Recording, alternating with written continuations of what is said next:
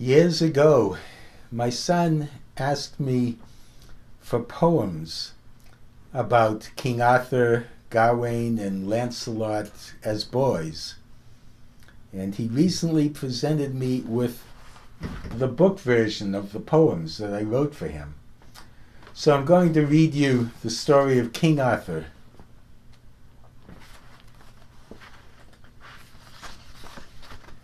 It's hard to live in a castle.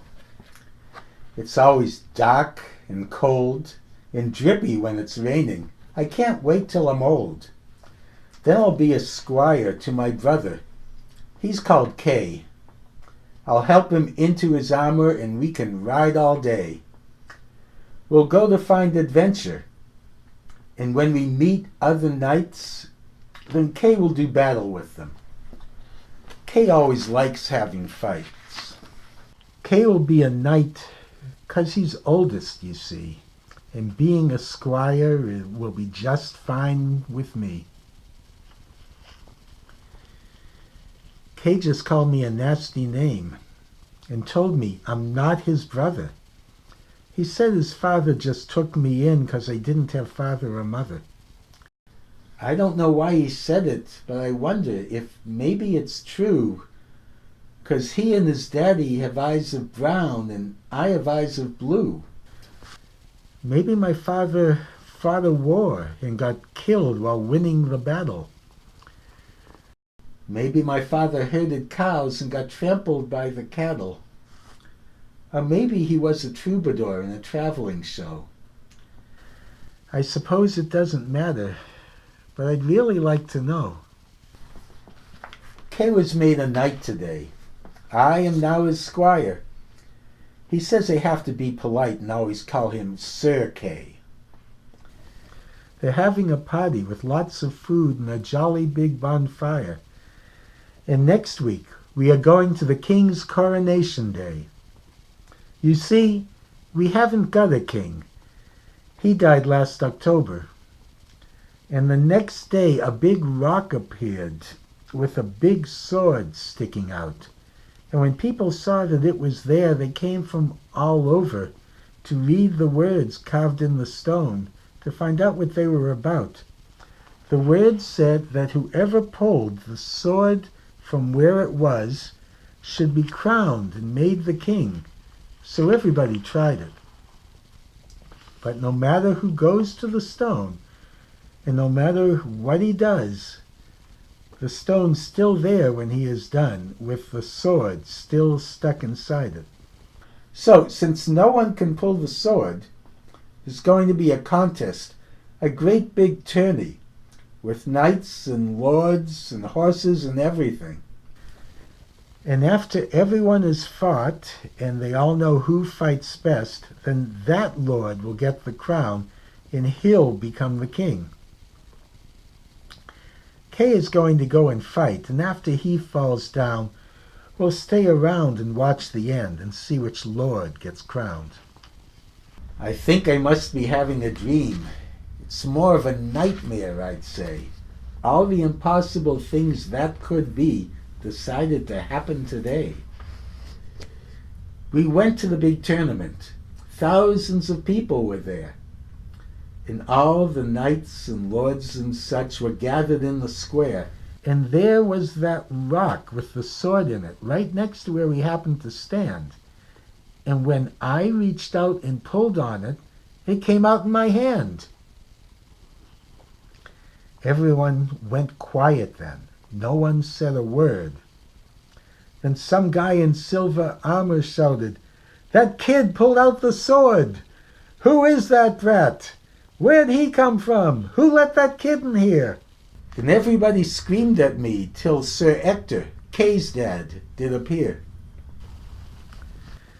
Sir Ector said that long ago, when Kay was a young lad, a magician told him, "Here's a babe with neither mom or dad. He needs a home. If you take him, I'll give you this bag of gold." So knowing Kay would need a squire, he took me in out of the cold. Then the Silver Lord said, "An orphan boy, a nobody, kick him out of here." And then from somewhere, but I don't know where, a magician did appear. He had long robes that touched the ground and shimmered when he spoke, and a pointy hat, and when he waved his hands they gave off puffs of smoke. "I know this child," the magician said. "On the day that he was born, his mother died. So I took him on that frosty winter morn to find a place where he'd be safe. I didn't want him to be all alone where he could be found by his father's enemies. They may have killed him for his father's sins. And there's one more thing. His father was Uther, the Pendragon. His father was the king."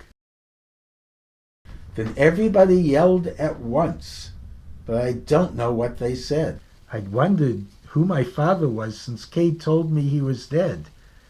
I'd imagined he was rich or poor. I'd imagined him everything. But it had never occurred to me to imagine he was king. But knights were saying, "He's rightful king. The crown should be put on his head." "Wait a minute," said other knights. "We're just not sure," they said. While the Silver Lord, and others too, declared, "By my right hand, there is no way this orphan boy will ever be king of this land." "He is the king," the magician said. "He pulled out the sword. It's a sign. And he's the son of your late liege lord. He's your rightful king and mine." But all he got was a frown and a glare and a snort from the Silver Lord. He looked like a lion about to pounce, and he put his hand on his sword. "Oh no," I thought. "He'll take his sword and cut the magician in two. If I'm the king, then it's my job to think of something to do." I took the sword I had pulled from the stone and held it up for all to see. I tried to think of what I could say to make people listen to me. I shouted out as loud as I could so that everyone could hear, and I hoped that nobody could tell from my voice that I was shaking with fear. "Now hear me all! You serve the king. You were loyal, brave, and true.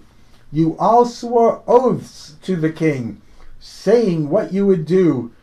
You swore you would support the king. You swore that you would fight to help defend your rightful king, as true and loyal knights. Now, as his son, I call on you to live up to your word. Now kneel and take your oaths again before my royal sword." The Silver Lord looked surprised, but before he could say a thing, the magician kneeled in front of me and shouted, "I swear, my king!" And then Sir Ector, he knelt down and vowed he would be true. He tugged at Kay's right arm, and then Kay knelt, and he swore too. Then one by one, each knight and lord knelt down in front of me, and one by one, each one of them declared his loyalty. And last of all was the Silver Lord. With kneeling knights all around, he shrugged his armored shoulders and put his own knee on the ground. His name was Lot. He would be true and loyal to me, he said. Then they took me to the castle and put a heavy crown on my head.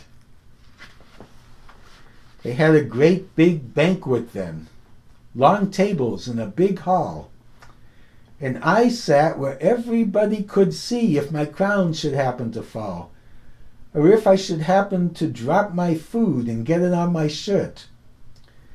I didn't eat much, but I kept my head up. Now I'm hungry and my neck hurts.